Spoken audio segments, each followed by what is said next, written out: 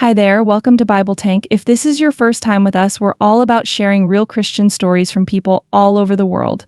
Our goal is to spread the amazing message of God's kingdom.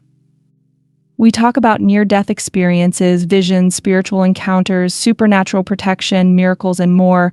You can enjoy these stories in a fun way 4 or 5 times each week.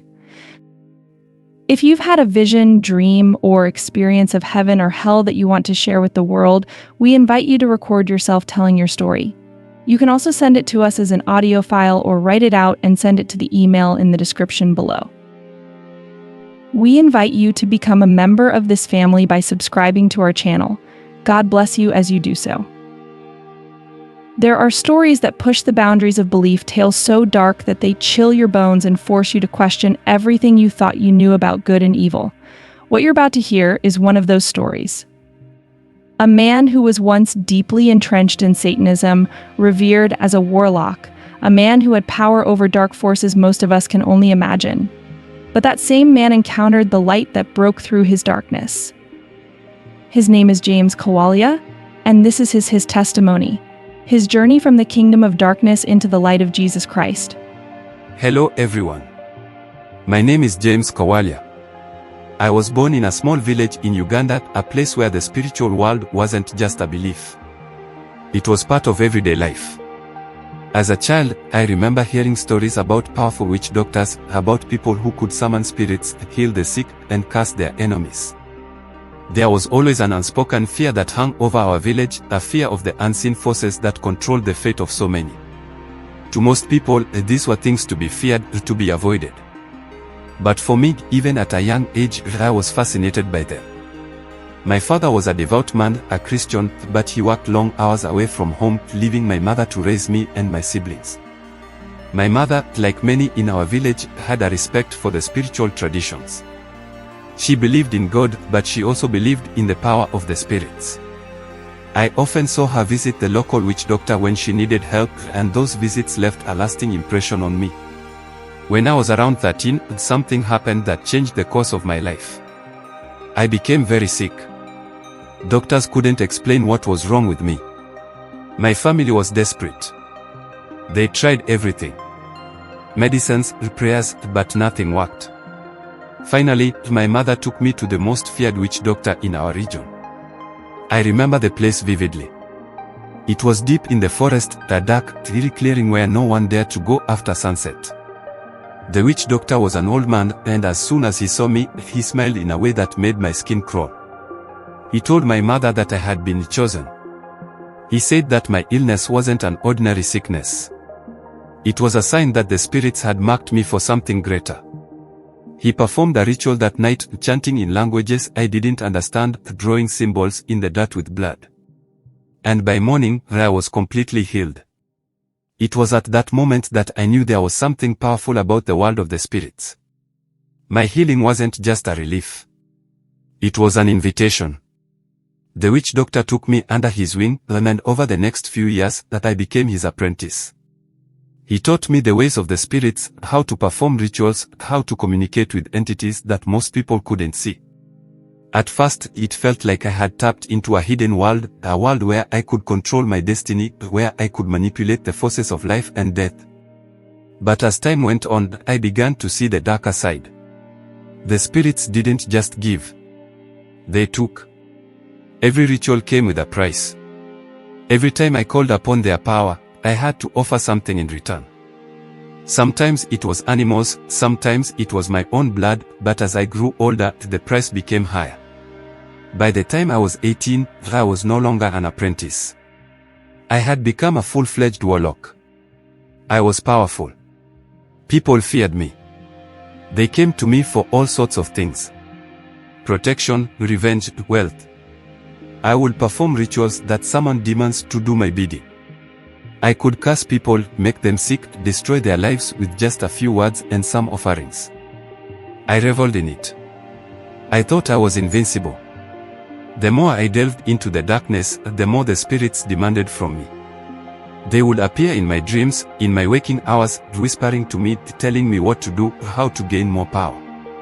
But it wasn't long before I realized that I wasn't in control. They were. I was merely a puppet. And the deeper I went, the more trapped I became. I began experiencing things that terrified me. I would wake up in the middle of the night, paralyzed, with dark shadows looming over my bed, speaking to me in guttural voices. I started having visions of hell. Literal hell. Fire, torment, demons torturing souls, and I knew deep down that this was my future if I continued on this path. But I couldn't stop. I was in too deep. There was one night in particular that I will never forget. I had been summoned by a wealthy man who wanted to destroy his business rivals. He paid me a large sum of money to perform a ritual that would cripple their business. I went to my shrine and began the ritual. I called upon the spirits, offered the sacrifices, and enchanted the incantations. But something went wrong. Instead of the usual feeling of power that I would get during these rituals, I felt an overwhelming sense of dread. Suddenly, the air in the room grew thick and I could barely breathe. A cold, heavy darkness filled the room and I could hear whispers all around me. Voices I had never heard before. And then I saw them. Demons, more terrifying than anything I had ever seen. They were not like the spirits I had been calling upon for years. These were different.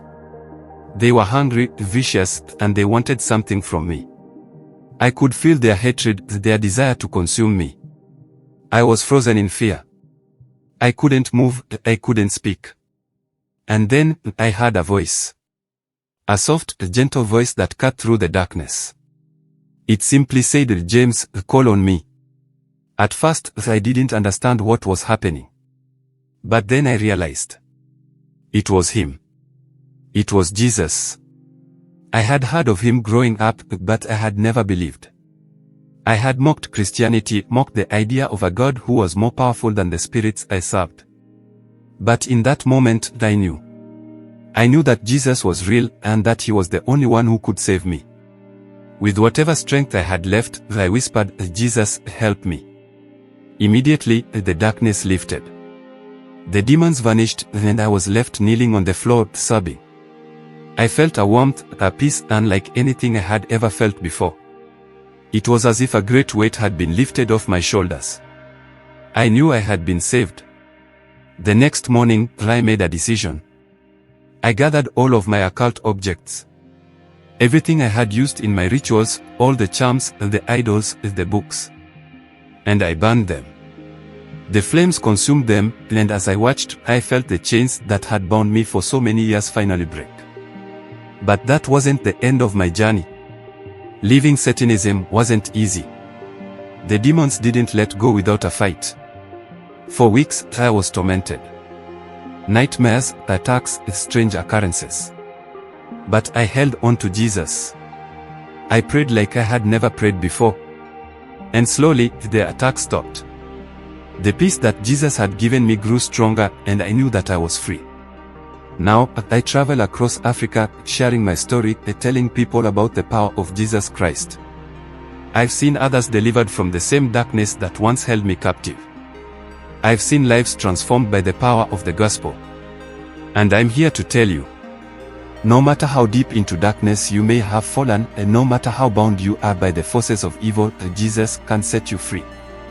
He did it for me, and he can do it for you. James Kawalya's testimony is a reminder of the power of Jesus Christ over all darkness. If you've been touched by his story, if you feel the weight of oppression in your life, remember that there is freedom in Christ. No one is too far gone for his grace. If you want to hear more of James' incredible journey, make sure to like, share, and subscribe, and stay tuned for part 2, where he shares the ongoing battles he faced and how God led him through them all.